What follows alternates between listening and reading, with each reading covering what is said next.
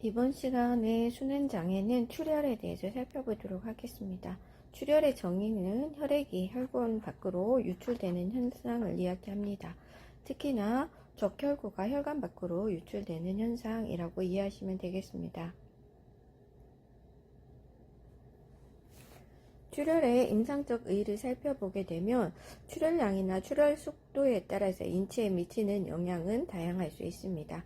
급성 출혈의 경우에는 전체 혈액량의 10 내지 15% 이하의 출혈이거나 서서히 출혈되는 경우에 임상적 문제는 크게 발생하지 않을 수 있습니다. 하지만 이러한 출혈인 경우라 하더라도 이 출혈이 해결되지 않고 지속적으로 출혈이 일어나서 20%가 넘어간다든지 하는 실혈량이 늘어나게 되면 문제가 발생할 수 있습니다. 그러므로 출혈량이 갑자기 많거나 출혈 속도가 빠르게 되면 순환하는 혈액량이 부족하겠죠. 이 순환하는 혈액량이 부족하다고 하는 것은 심장에서 박출할 수 있는 심장 박출량도 감소된다고 볼 수 있습니다. 그렇기 때문에 심박출량이 감소되면 또 전신에 순환하는 혈액량이 부족하겠죠. 이럴 때 하이포볼레믹 샥, 저혈량성 쇼크가 발생해서 환자는 사망에 이를 수도 있기 때문에 우리는 이 출혈량이 많을 경우 이를 보충해주기 위해서 수혈을 하거나 출혈 속도가 빠른 경우에도 이를 지연시키는 노력이 필요하겠습니다. 출혈량이 많지 않아도 출혈 부위에 따라서 심각한 문제를 일으킬 수 있는 곳이 있는데요. 그곳은 뇌와 심낭입니다. 중요합니다. 그래서 뇌에 출혈이 일어나서 뇌출혈이 있거나 심낭에 출혈이 일어나서 심장막 안에 혈액이 고이는 경우에는 적은 양의 출혈이라도 뇌부종이나 심장 압전, 카디악 탐포네이드라고 이야기를 해줘. 이런 경우에 장기 내 압력이 증가돼서 사망을 이룰 수 있습니다. 내부종은 지난번에도 살펴봤듯이 뇌는 감압할 수가 없죠. 두개골로 둘러싸여져 있기 때문에. 그래서 압력이 상승하는 경우 뇌조직을 스스로 누르고 뇌탈출이 일어나서 사망할 수 있다 했고요. 심장 압전 같은 경우는 지금 이런 상태인데 이렇게 되면 이 심낭 압전에 있어서 출혈이 심낭막에 차 있는 곳이 심장 실제 조직을 누르게 되죠. 그러면 전신에서 돌아온 혈액을 받기 위해서 심실이 이완을 할 때 이완이 잘 되지 않을 테고, 이완이 잘 되지 않았다는 것은 심실 충만하는 혈액이 적기 때문에 전신으로 짜낼 피도 없다는 뜻이 되겠죠. 그러면 이것은 심박출량 저하로 이어져서 전신의 순환혈액량이 적어지고, 전신의 순환혈액량이 적다는 것은 조직의 허혈을 이야기하고 조직은 저산소 상태가 되겠죠. 그래서 이러한 뇌나 심낭의 출혈은 즉시 해결해 주어야 하는 심각한 응급 상황이 되는 것입니다. 출혈을 구분해 보면 파열성 출혈과 누출성 출혈이라고 볼 수 있습니다. 파열은 넙처죠. 그러니까 혈관벽이 파열되었다, 찢어졌다는 거죠. 출혈이 굉장히 단시간에 많이 일어날 수 있습니다. 대부분 외상에 의한 혈관 손상인 경우가 많겠죠. 대표적인 거라고 볼 수 있고요. 질환에서도 동맥경화증이 있거나 간경화에서처럼 식도정맥류가 있는 경우 혈관벽 파열이 쉽게 일어날 수 있습니다. 이러는 경우에도 파열성 출혈이 일어나서 인체에 심각한 영향을 미칠 수 있습니다. 이러한 파열성 출혈을 잘 일으키는 질환에는 위궤양도 있고요. 폐결핵, 암 같은 것이 있는데 이러한 질환들은 혈관벽을 침식해서 파열성 출혈을 잘 일으키고 단시간에 출혈량이 급속하게 늘어날 수 있습니다. 누출성 출혈이라고 하는 것은 혈구가 조금씩 혈관 밖으로 새어나간다라고 생각하면 되는데요. 대표적인 경우가 우려이 지속되는 경우입니다. 저는 이제 부종이 있어서 우려이 지속돼서 혈관 내 정수압이 올라가게 되면 처음에는 혈장성분만 나가게 되지만 계속 우려이 지속돼서 정맥혈이 정체가 되게 되면 혈관 내피세포의 사이도 벌어지게 되고 결국 분자가 큰 혈구도 혈관 밖으로 누출이 일어난다 이야기를 했습니다. 그런 상황이라고 보면 되겠고요. 또 출혈성 소인이 있는 경우에도 누출성 출혈이 잘 일어날 수 있는데요. 대표적으로 혈류병입니다. 응고인자 8번이나 9번이 부족한 경우에 발생하는 유전 질환이라 이야기를 했고요. 백혈병이나 특발성 혈소판 감소증 같은 것들입니다. 그리고 특발성이라는 말이 앞에 붙으면 원인은 불명인데 질병이 일어나는 것이라고 여러분이 이해하고 있어야 된다 얘기했죠. 그리고 이러한 우려성 출혈에 의해서 출혈 부위에 따라서 혈흉이나 혈심낭, 또 혈복강, 그리고 관절에 혈액이 차는 혈관절, 헤마스로시스 이런 것들이 발생할 수 있습니다. 그리고 누출성 출혈에 의한 이 출혈 현상의 증상을 좀 여러분이 명칭을 알고 있는 게 중요하겠습니다. 우선 혈종, 헤마토마는 비교적 많은 양의 피가 조직 내에 축적돼서 혈계, 덩어리를 형성하고 있는 것을 이야기합니다. 요거는 브레인 헤마토마라고 볼 수 있죠. 이런 상태로 조직 내에 좀 큰 많은 양의 혈액이 고여 있다라고 보면 되겠습니다. 자반, 페프라는 피부나 점막 또는 장막 표면에 출혈되는 자주색의 반점입니다. 그래서 점상출혈보다는 조금 크고요. 에키모시스인 반상출혈보다는 좀 작은 정도의 그런 출혈이라고 볼 수 있겠습니다. 자반이라고 우리는 말로는 이야기합니다. 점상출혈, 페테키아라고 하고요. 이거는 모세혈관의 출혈에 의해서 빨갛거나 자주색 컬러의 작은 반점인데요. 점 모양으로 점점점 무리로 나타나고 발질처럼 보이는 것이 특징입니다. 사이즈는 한 1 내지 2mm 정도 된다 보시면 되겠습니다. 그리고 마지막으로 반상출혈, 에키모시스라고 하는데 이것은 직경이 매우 크죠. 그래서 이렇게 브루이즈, 멍처럼 보일 수 있습니다. 1 내지 2cm 이상 되는 반점 모양의 출혈을 반상출혈, 에키모시스라고 하기 때문에 여러분은 이런 병리적인 형태를 구분해서 기억하고 있어야 되겠습니다. 자, 출혈이 일어나면 우리 인체는 실혈량을 줄이기 위해서 지혈 과정이 일어나겠죠. 그리고 이런 지혈 과정은 정상적인 거지만 어떤 때에는 우리 인체 내에서 비정상적인 지혈 과정이 일어나서 혈전증이라고 하는 것을 발생시킬 수도 있습니다.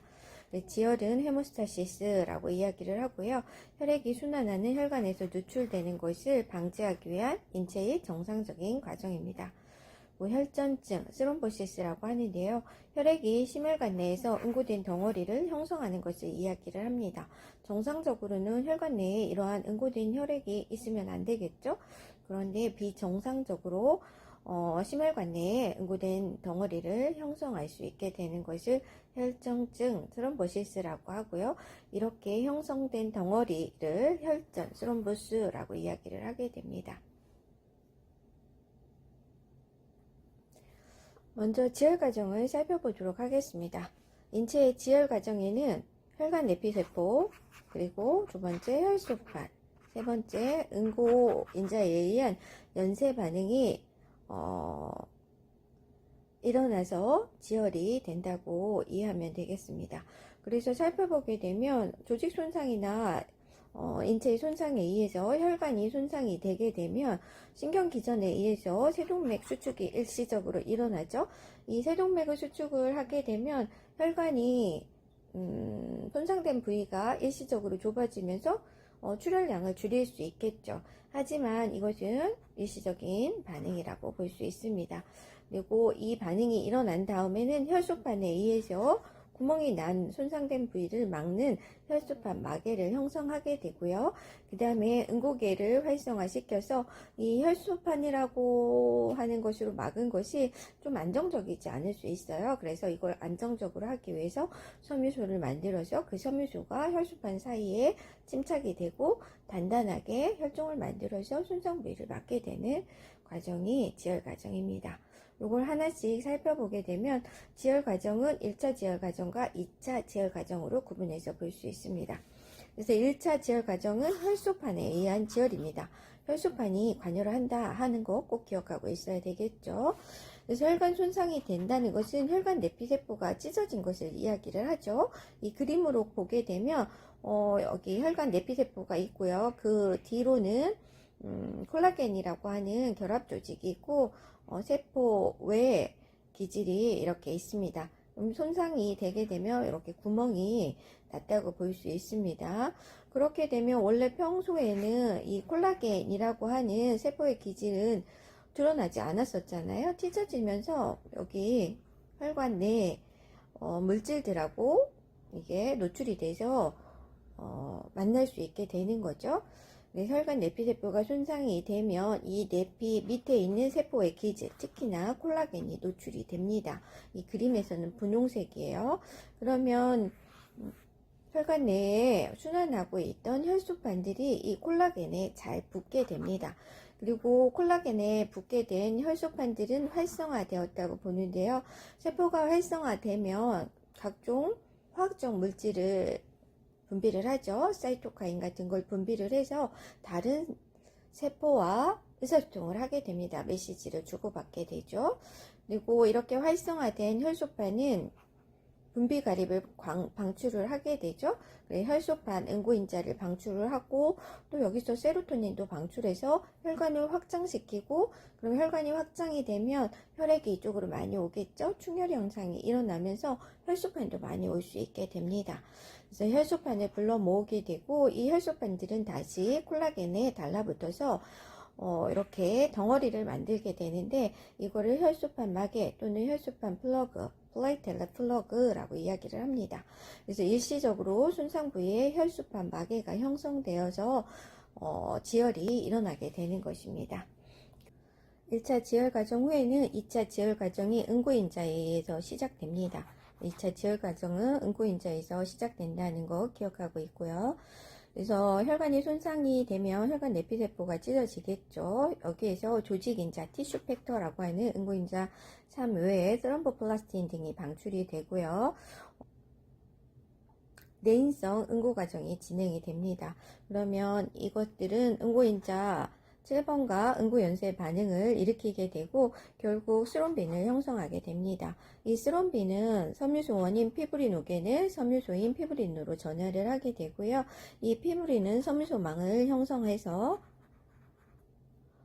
여기서 추가적으로 혈소판을 불러 모으고 가립을 방출하게 됩니다. 그러면 이때 이 섬유소는 혈소판과 사이사이에 끼어 들어가서 영구적인 플러그, 단단한 조직을 만들어서 손상된 부위를 실제적으로 막아서 지혈을 하게 되고 추가적인 출혈이 방지되게 하죠. 2차 지혈 과정은 지금 이것처럼 외인성 경로도 발생을 하지만 내인성 경로도 발생이 해서 결국 뭘 만들어요? 섬유소를 만들어서 혈소판 사이에 끼운다고 보면 됩니다.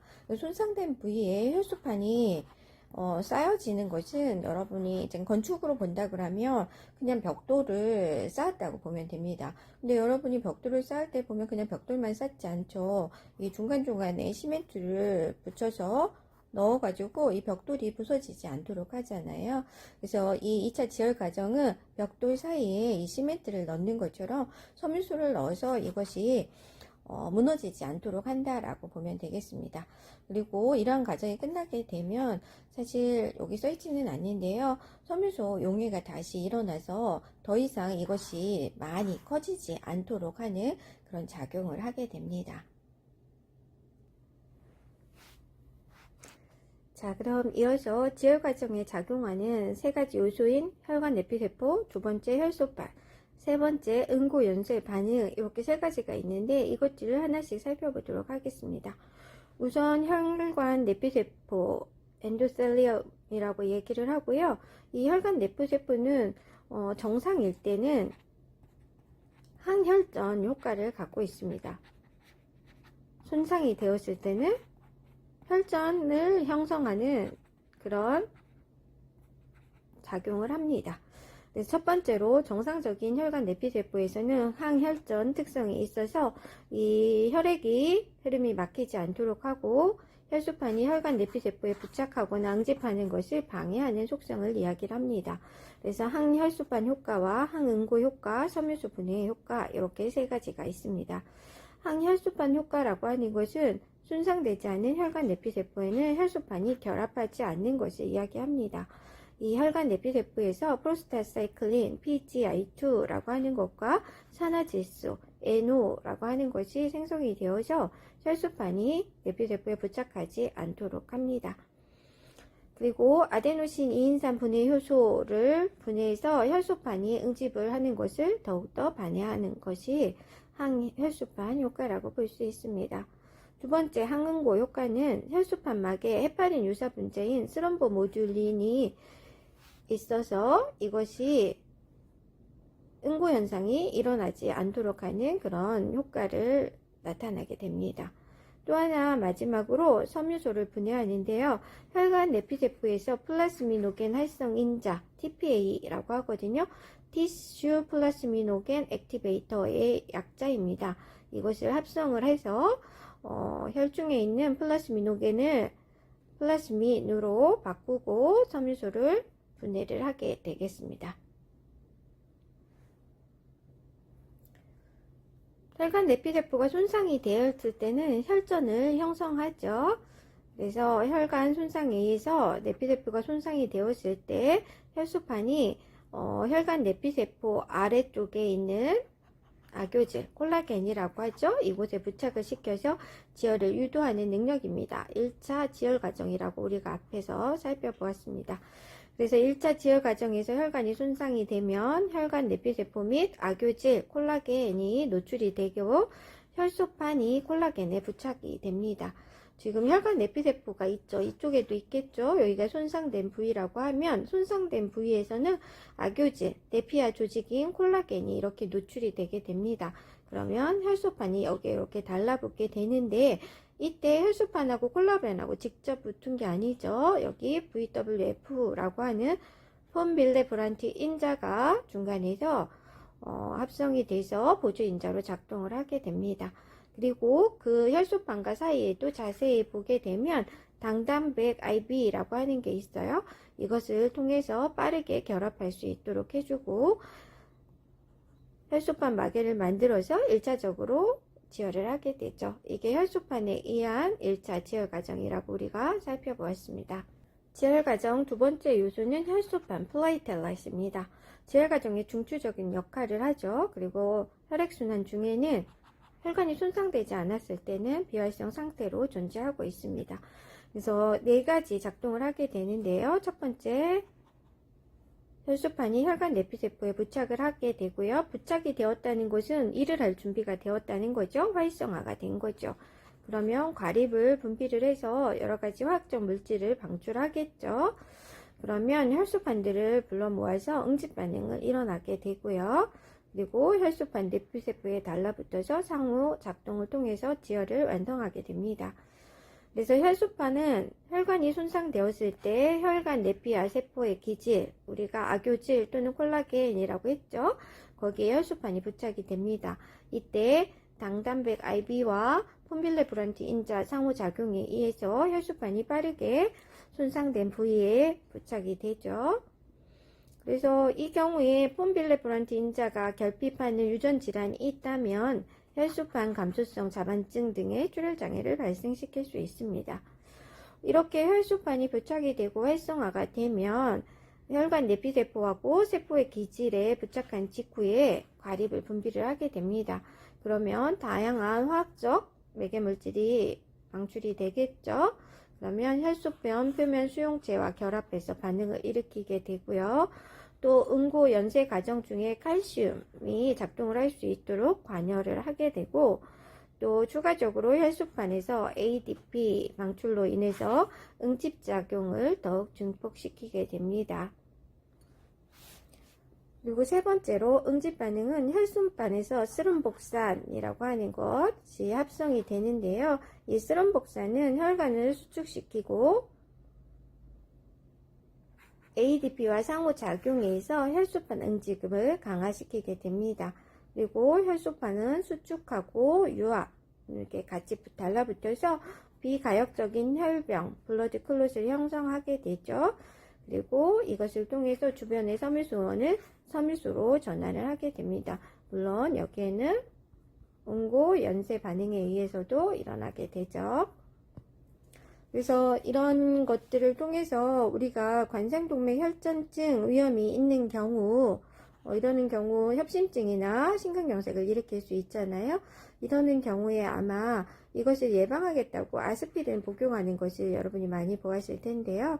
이 아스피린이라고 하는 것은 수론복산 A2 합성을 저해해서 항혈소판 효과를 가져오는 약물이다 라고 기억하고 있으면 되겠습니다. 이렇게 응집 반응이 일어나면 혈소판과 내피세포는 상호작용해서 블러드 클롯을 형성하게 되고 1차 지혈 과정을 형성하게 되는 것입니다. 지혈 과정의 세 번째 요소는 응고연쇄 반응입니다. 혈관 내에 있는 응고인자들이 트롬빈을 형성을 하고 이 트롬빈은 피브리노겐 섬유소 1을 피브린 섬유소로 전환하게 되죠. 이 섬유소는 혈소판 마개가 형성된 곳에서 섬유소망을 형성하게 되고 이 1차 지혈 과정을 좀 더 완전하게 완성을 시켜준다고 볼 수 있습니다. 이 연쇄 응고 반응은 내인성 경로와 외인성 경로 두 가지로 나타나게 됩니다. 내인성 경로는 하게만 인자에 활성화됩니다. 여러분이 하게만 인자는 화학적 매개물 할 때 살펴보았죠? 그래서 하게만 인자는 응고인자 12번이라고 하고 키닝계와 응고계를 활성화시키는 그 첫 번째 트리거가 되는 것이다 라고 학습했던 것을 기억할 거예요. 그렇게 되면 12번은 11번, 9번, 8번 여기에 반응을 일으키게 되고 공통 경로인 10번을 통해서 5번과 결국에는 피브린, 섬유소를 생성하게 됩니다. 외인성 경로는 혈관이 손상된 직후에 조직인자, 티슈 트롬보플라스틴에 의해서 활성화되고요. 7번과 공통 경로인 10번, 5번을 통해서 프로스롬빈을 스롬빈으로 전환시키게 되고 칼슘의 작동에 의해서 피브리노겐을 피브린, 섬유소로 변환시키게 된다라고 이해하고 있으면 되겠습니다.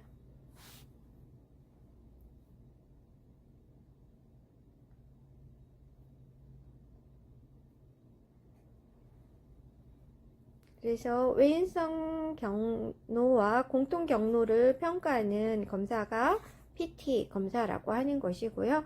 내인성 경로와 공통 경로를 평가하는 것이 APTT라고 볼 수 있습니다. 그래서 이 APTT 검사는 조금 느리게 일어나지만 매우 중요합니다.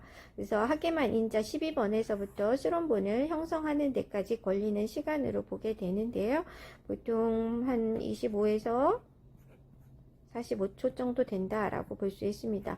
이것은 대략 이 정도라고 하는 것이지 시약이나 이런 것에 따라서 조금씩은 차이가 있을 수 있어요. 그리고 PT 검사는 지금 익스터널 패스웨이인 외인성 경로가 조직 스럼보플라스틴에 의해서 피브린이 만들어지기까지의 시간이 걸리고요.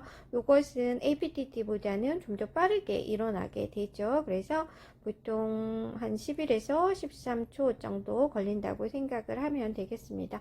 외우기가 조금 어렵다고 하면 내인성 경로는 조금 더 오래 걸리는데 뒤에 거에 한 2배 정도 되죠. 앞에가 이렇게 된다라고 생각을 하시면 되겠습니다. 이 응고 연쇄 반응에 의해서 섬유소망이 이루어지고 혈소판과 함께 블러드 클롯을 단단하게 만들었다고 하면 이어서 섬유소 분해 반응에 연쇄적으로 작용해서 이 블러드 클롯 응고가 더 커지지 않도록 제한하는 그런 역할도 하게 됩니다. 이때 플라스민이 활성화되죠. 아까 앞에서 TPA라고 얘기를 했죠. 티슈 플라스미노겐 액티베이터라고 하는 것에 의해서 플라스민이 활성화되고 섬유소를 분절, 잘라시키고 중합화하는 것을 억제하는 작동이 이루어지게 됩니다. 그래서 이러한 작용하는 것을 통해서 검사를 확인해 보는 게 있는데요. 그게 D-다이머 검사라고 해요. D-이합체 검사라고 하는데 이렇게 분절이죠. 분절된 섬유소 산물 FDP 중에 하나인 D-다이머, D-이합체가 상승된 것을 확인을 해서 질병을 확인을 할 수 있습니다. 이것은 이 D다이머라고 하는 것이 응고가 완성이 돼서 다 응집 반응이 일어난 다음에 그 다음에 섬유소가 더 이상 이 응고 크기를 커지게 하는 것을 막기 위해서 일어나는 과정을 통해서 알아볼 수 있는 거고요. 대표적인 질환이 파종성 혈관 내 응고증 DIC라고 하는 것하고요.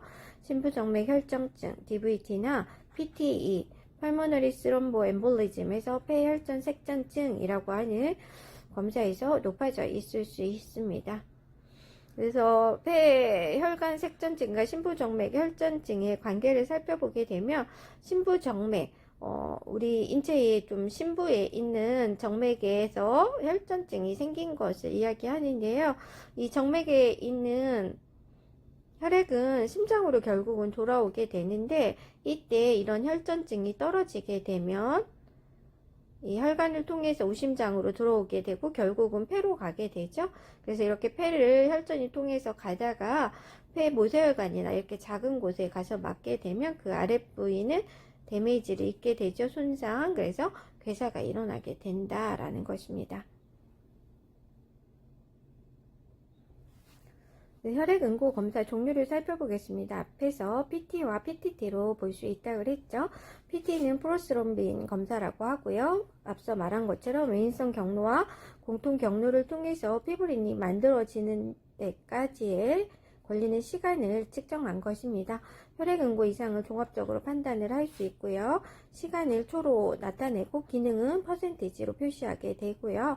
그리고 시약의 활성도가 달라서 국제적으로 표준화하기 위한 방법으로 INR도 같이 표시를 해주게 됩니다.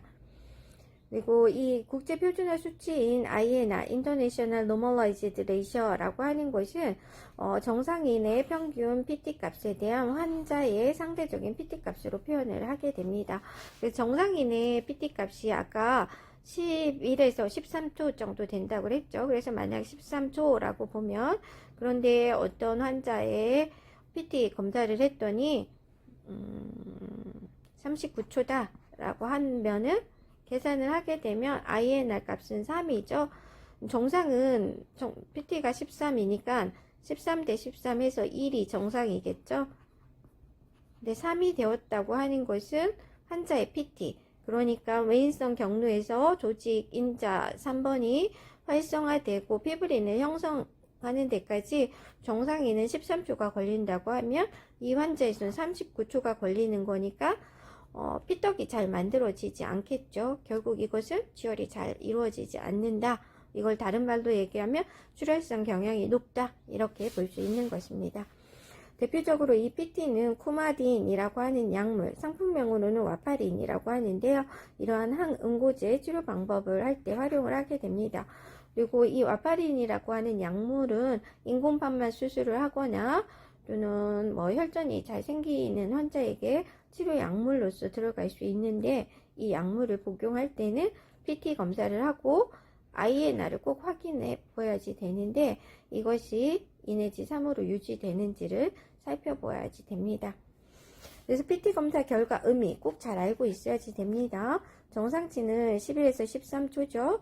시약에 따라서 조금씩 다를 수 있다 그랬어요. 12초 내외라고 생각을 하면 되고요. 기능은 퍼센테이지로 표현한다고 그랬는데 80에서 120.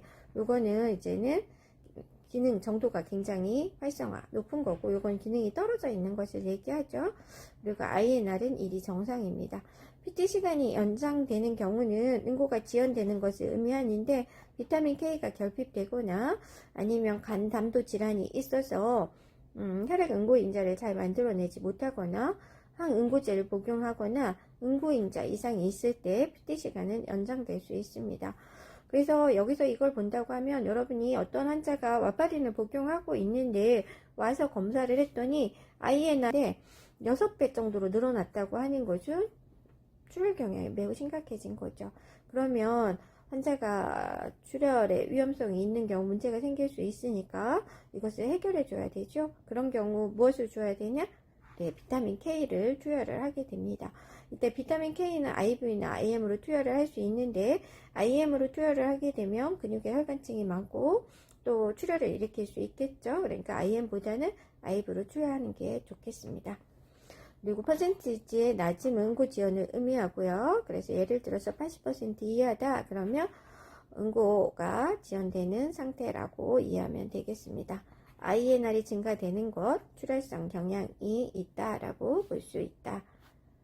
그래서 여러분이 이제 와파린 치료하는 환자분한테 집에 가서 간호를 하게 될 때는 혹시 건블리딩, 양치를 할 때 피가 난다던가 아니면 어디 부딪히는지 잘 모르겠지만 몸 이곳저곳에 멍이 들어있다던가 혈류를 본다던가 이런 상황이 있다 그러면 병원으로 빨리 오라고 하고 PT 검사를 시행해 봐야 되겠죠.